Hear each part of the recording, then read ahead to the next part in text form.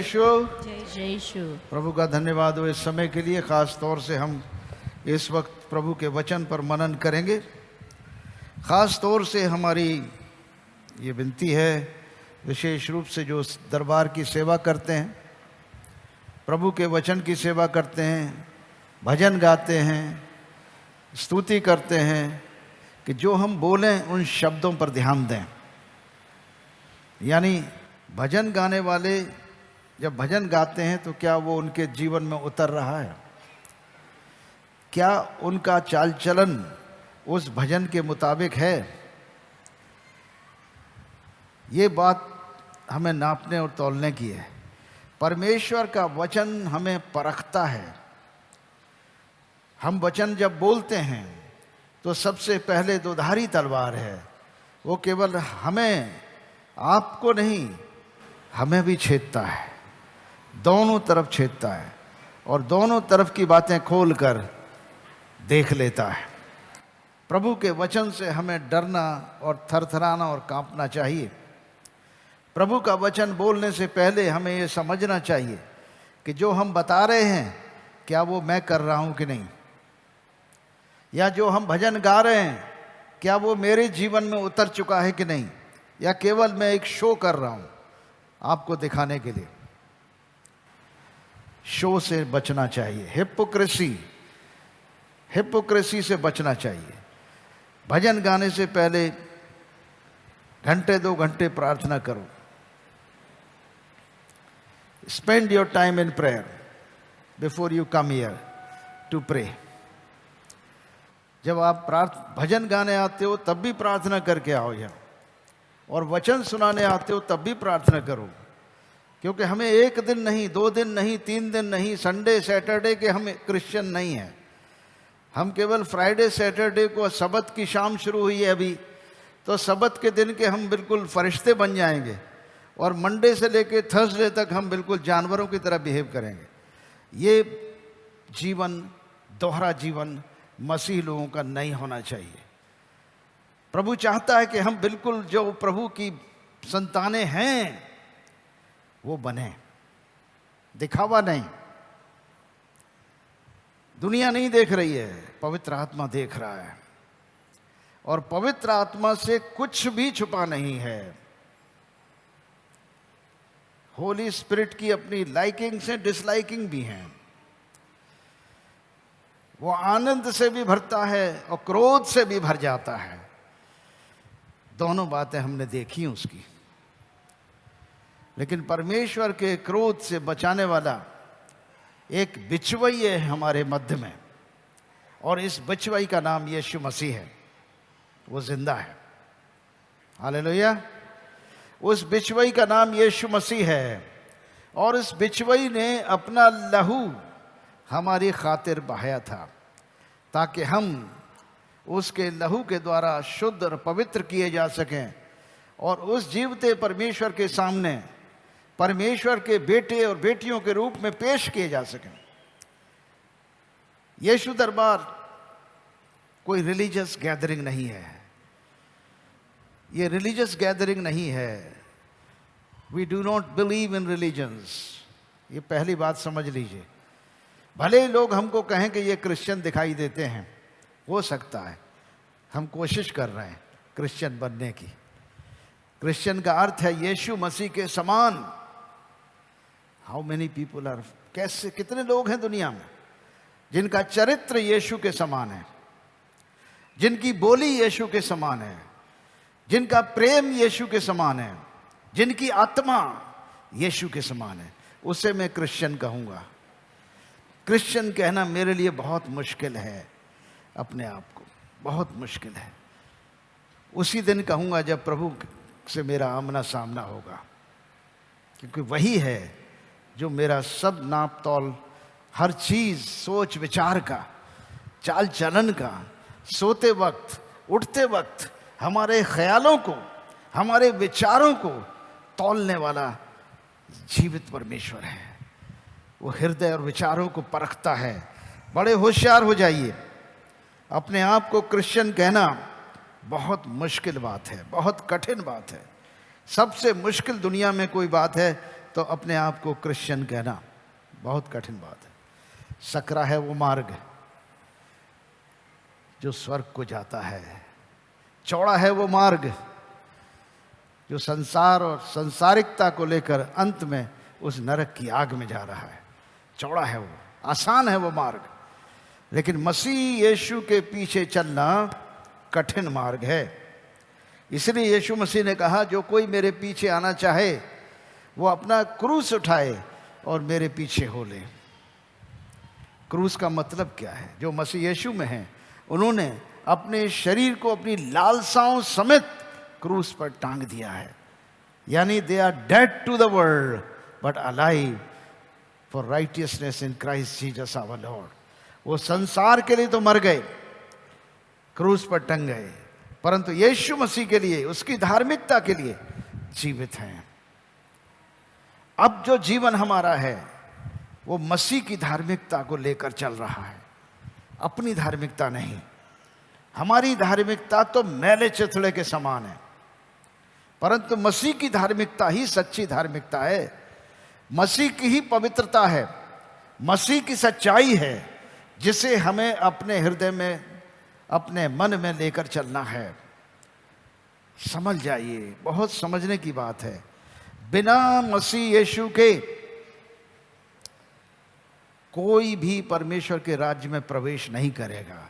कोई अपनी धार्मिकता की ताकत पर, कोई अपने धार्मिकता के बल पर, अपने स्वयं की पवित्रता के बल पर परमेश्वर के राज्य में प्रवेश नहीं कर सकता, क्योंकि द्वार परमेश्वर के राज्य का एक है और उसका नाम है यीशु मसीह। उसी द्वार से प्रवेश करना होगा, यानी हमें झुकना होगा तो यीशु के सामने।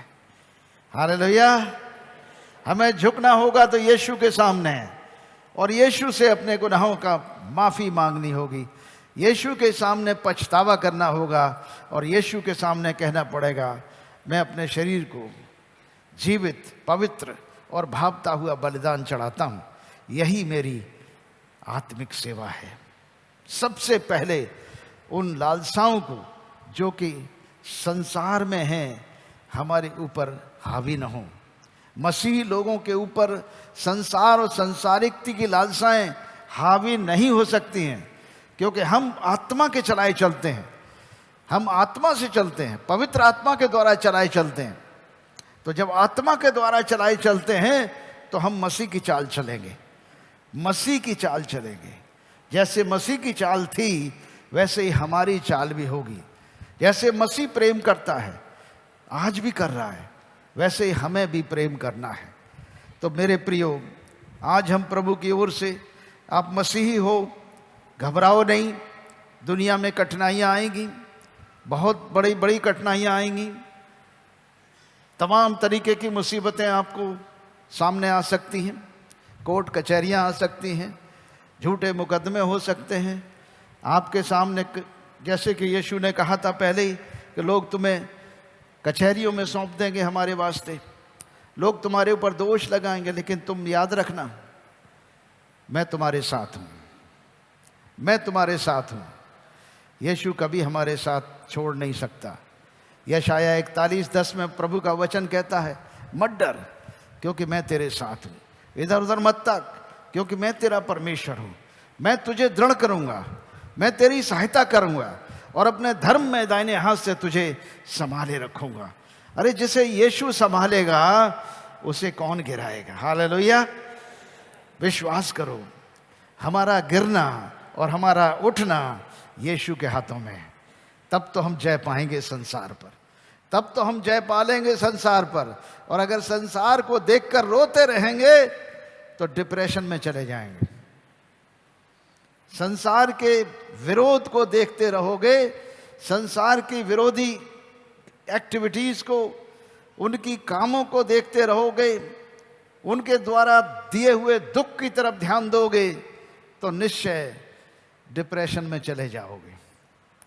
अगर यीशु की तरफ देखोगे तो जय पाओगे।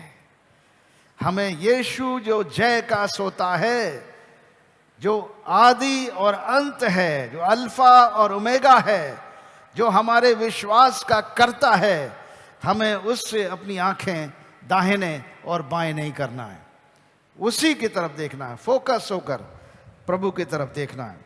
प्रभु ने एक शिक्षा दी थी जो कि लूका नबी की किताब उसके 18 अध्याय में पाई जाती।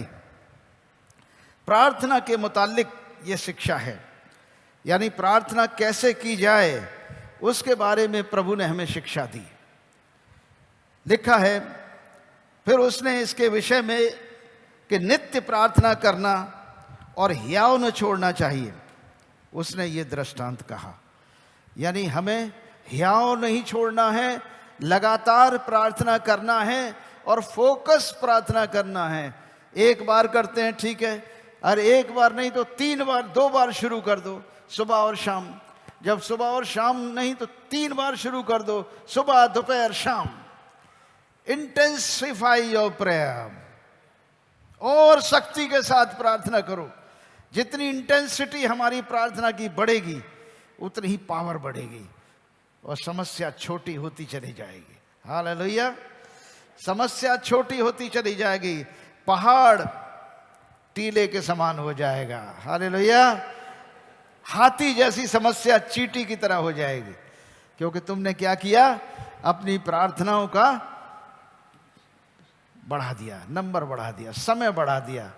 बजाय 1 घंटे के 3 घंटे प्रार्थना कर रहे हैं, 4 घंटे प्रार्थना में बिता रहे हैं, प्रभु की उपस्थिति में समय बिता रहे हैं। जितना हम प्रभु की उपस्थिति में समय बिताएंगे उतना ही हम पावर से लवरेज हो जाएंगे, उतना ही उसकी उपस्थिति हम में बढ़ेगी। जितना हम पिएंगे उतना ही तो हमारे अंदर जाएगा। यीशु मसीह जीवन का जल पिला रहा है, मुफ्त में पिला रहा है। हमें पीना है तो उसके नीचे बैठना है, उसकी चरणों में बैठना है और समय बिताना है। प्रभु का वचन कह रहा है फिर इसके बाद इसके विषय में कि नित्य प्रार्थना करना और हियाव न छोड़ना चाहिए। यीशु ने एक दृष्टांत कहा। किसी नगर में एक न्यायी रहता था जो न परमेश्वर से डरता था और न मनुष्य की परवाह करता था। उसी नगर में एक विधवा भी रहती थी जो उसके पास आकर कहा करती थी, मेरा न्याय चुका कर, मुझे मुद्दई से बचा। कुछ समय तक तो वो न माना, परंतु अंत में मन में विचार करके कहा, यद्यपि मैं न परमेश्वर से डरता और न मनुष्यों की कुछ परवाह करता हूँ, तो भी ये विधवा मुझे सताती रहती है, इसलिए मैं उसका न्याय चुकाऊंगा। कहीं ऐसा न हो कि घड़ी घड़ी आकर अंत में मेरी नाक में दम कर दे। हालेलुया। प्रभु ने कहा, सुनो ये अधर्मी न्यायी क्या कहता है, इसलिए क्या परमेश्वर अपने चुने हुओं का न्याय न चुकाएगा जो रात दिन उसकी दुहाई देते रहते हैं? क्या वो उनके विषय में देर करेगा? मैं तुमसे कहता हूं वो तुरंत उनका न्याय चुकाएगा। तो भी मनुष्य का पुत्र जब आएगा तो क्या वो पृथ्वी पर विश्वास पाएगा? यानी प्रार्थना, विश्वास की प्रार्थना की बात कर रहे हैं। प्रार्थना के साथ विश्वास। प्रार्थना किससे की जाती है? प्रार्थना उससे करते हैं जिससे पाने की उम्मीद होती है। अगर किसी मनुष्य से जाके अपनी प्रार्थना करोगे, उससे दरखास्त करोगे, अधिकारियों के साथ अपनी एप्लीकेशन दोगे, तो वो ज़रूर सुनेंगे, क्योंकि वो जिंदा हैं, सुन सकते हैं।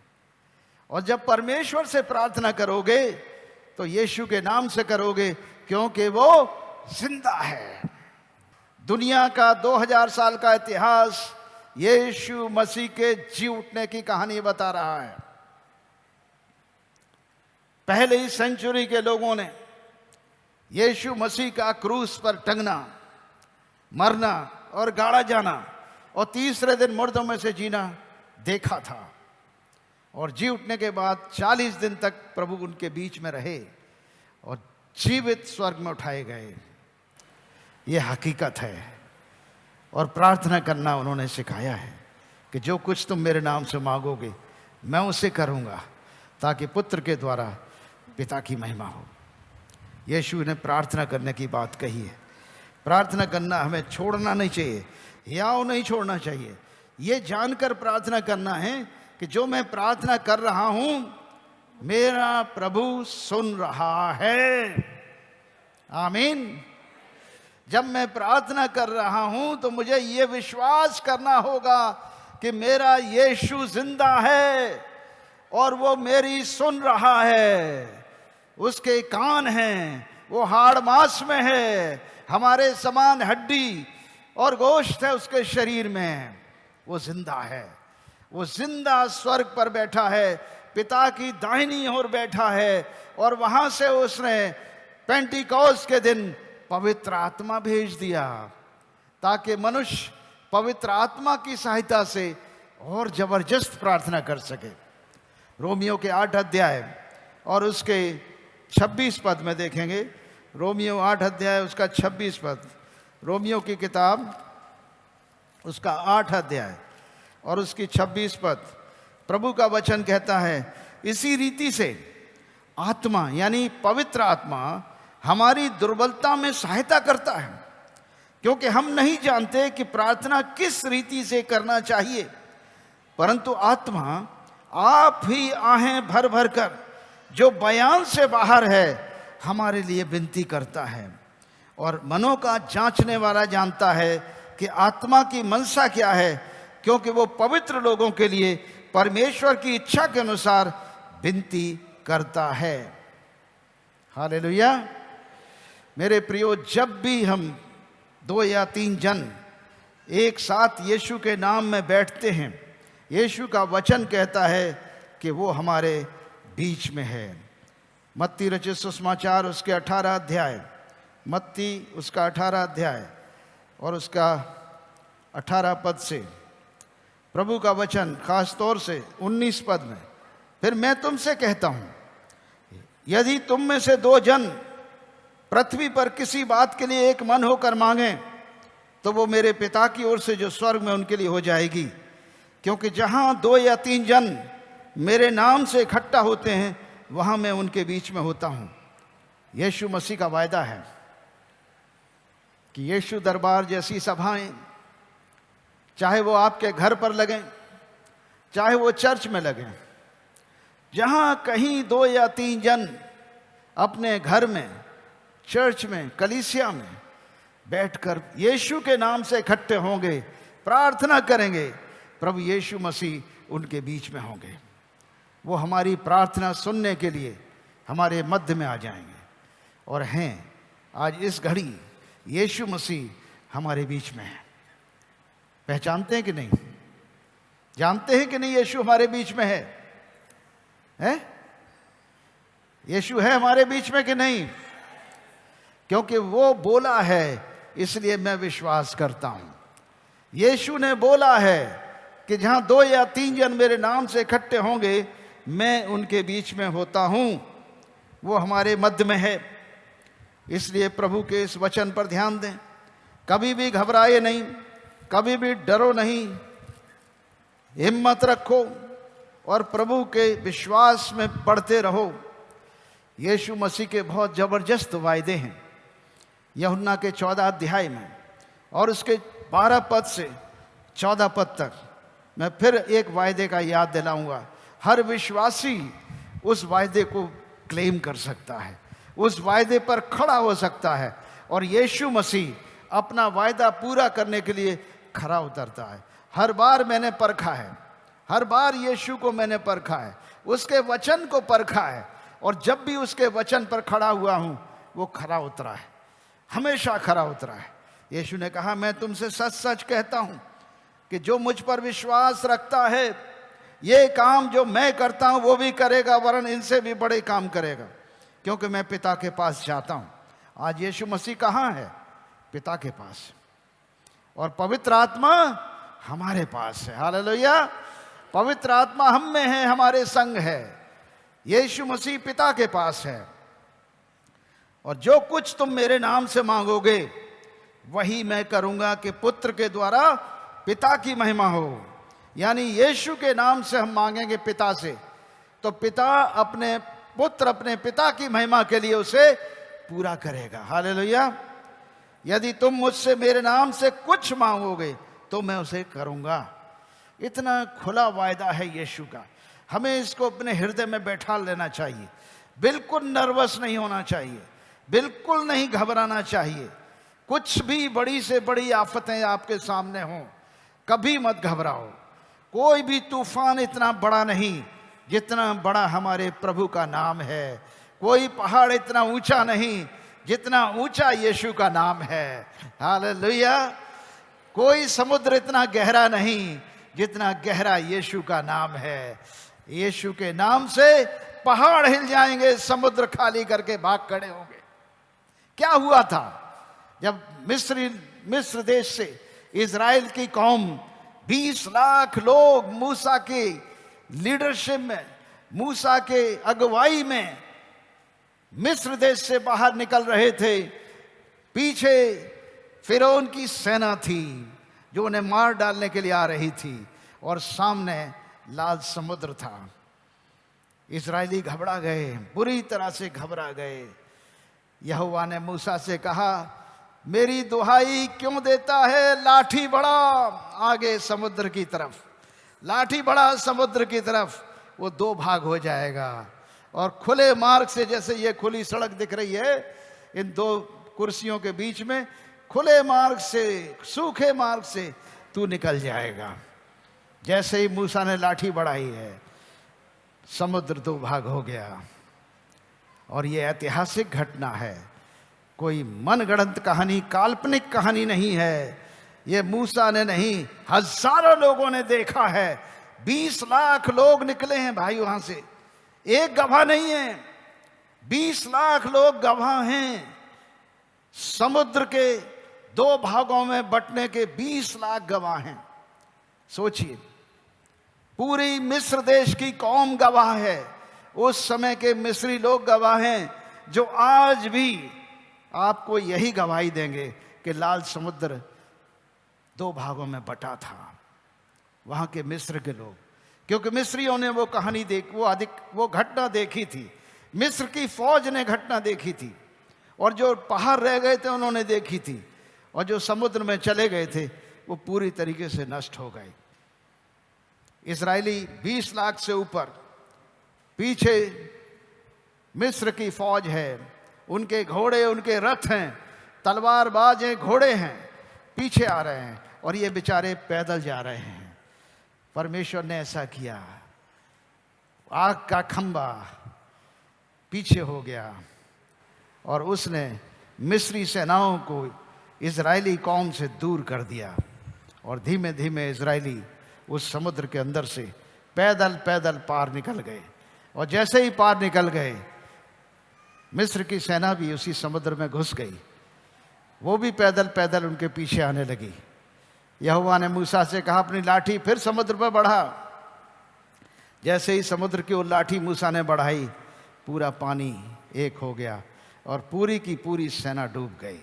एक घटना है, ऐतिहासिक घटना है, कोई मनगढ़ंत कहानी नहीं है। इसका इतिहास केवल इजराइल की कौम में नहीं है, इसका इतिहास उनके पास भी है जो उनका पीछा कर रहे थे, मिस्र देश के लोग। उनके पास भी इस इतिहास आज भी बरकरार है।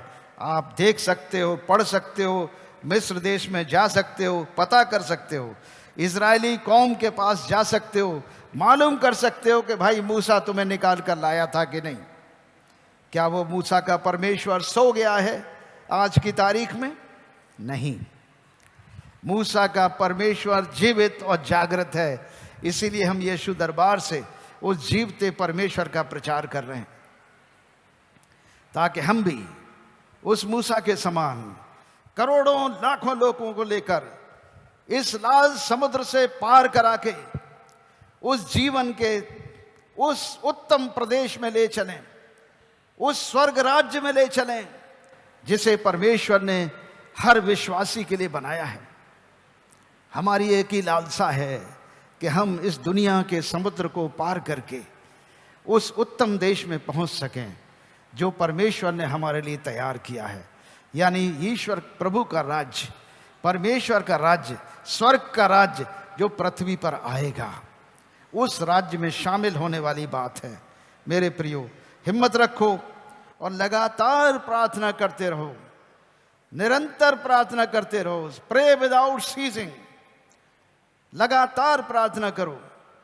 तुम भी बचोगे तुम्हारे लोग भी बचेंगे, तू और तेरा घराना उद्धार पाएगा। आपका घराना छूटेगा नहीं, आपका घराना निश्चित रूप से प्रभु यीशु मसीह की दया और उनका अनुग्रह प्राप्त करके निश्चय उद्धार पाएगा। ये उद्धार का दिन है, आशीष का दिन है। आज सबत के दिन की शुरुआत है, सबत की शाम है। इस सबत की शाम में प्रभु ने विश्राम दिन ठहराया है और सृष्टिकर्ता को धन्यवाद करने का दिन ठहराया है। आज सुबह जब मैं सो के उठ रहा था तो उठने से पहले ही मेरे मन में प्रभु का आत्मा मुझसे बातें कर रहा था, कह रहा था धन्यवाद करने से अशुभ समाप्त हो जाता है। Evil is finished by thanking God. Evil is finished by thanking God. Why are you thanking God? How come evil will be finished? ये प्रभु का धन्यवाद देते देते वो अशुभ, जो अशुद्ध, जो ईविल विचार करने वाला, जो बुराई करने वाला मन है, वो समाप्त हो जाता है। हम परमेश्वर का धन्यवाद करते रहें, लगातार धन्यवाद करते रहें कि उसने हम पर अनुग्रह किया कि हम आज उसके दरबार में आकर उसकी सेवा कर सकें, उसके वचन को आपके सामने रख सकें। और आप भी धन्यवाद करें कि प्रभु ने ऐसा अनुग्रह किया कि आप दरबार में आकर यीशु के संदेश को सुन सकते हैं और मुक्ति को पा सकते हैं। आमीन। और जो विश्वास करेगा यीशु पर, वो कभी लज्जित नहीं होगा। हालेलुया। यीशु को धन्यवाद की तालियां देंगे। यीशु मसीह को। अपने स्थानों पर खड़े हो जाएंगे, हम प्रार्थना करेंगे। जो भी आपकी समस्याएं हैं, आपके मन में जो भी दुख तकलीफ है, शरीर में कोई तकलीफ है, तो एक हाथ सीने पर रखो, दूसरा ऊपर उठाओ। हम दुआ करेंगे इस वक्त सबके लिए। हे परम प्रधान परमेश्वर पिता, रोहिंदाली माशिया तारा बाखोरंदर,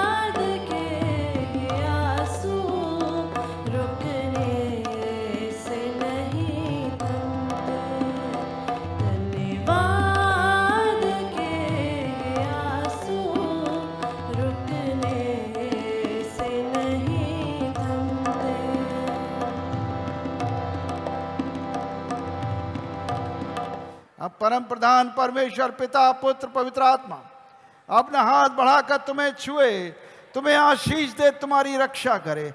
प्रभु अपने मुख का प्रकाश तुम पर चमकाए, तुम पर अनुग्रह करे। प्रभु अपना मुख तुम्हारी ओर करे और तुम्हें शांति दे। आमीन।